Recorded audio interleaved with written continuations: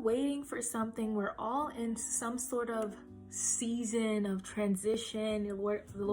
He loves to take us out of comfortability. He loves to shift us around and move us. And the things that I've been learning during that process, or what I like to call the season of waiting, which we all know very well, is to be present in the wait.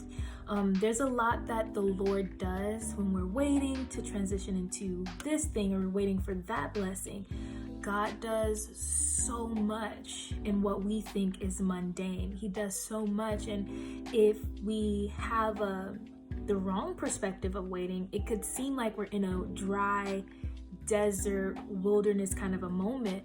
But the right perspective would, honestly, the waiting season really is the promised land. There's so much that the Lord has uprooted in me, revealed to me, showed me about X, Y, or Z that I was able to see because I was present in what he was doing in the now, in the here and now, rather than thinking about like the future and what's, like what's next, God, what's next.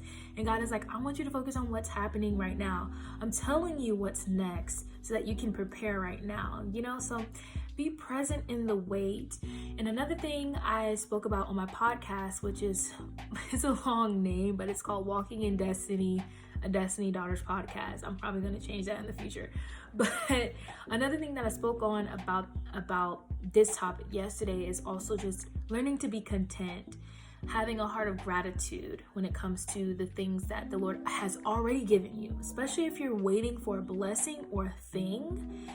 The best thing to learn is to be content and continuously thank the Lord for what you do have. It's honestly one of the biggest lessons that I've learned, and it's one that I think we all should be grateful for what we do have, not for what we're hoping for. Of course, we want to be grateful for that, but take the time to wow, God, I'm waiting for this. You're about to transition me into this, but thank you for where I am at right now. Thank you for what you've already done, so those are the two things I wanted to talk about. Being present in that season that seems like nothing at all. It seems like the Lord is not speaking, but he's actually doing so much more than we could even, fathom.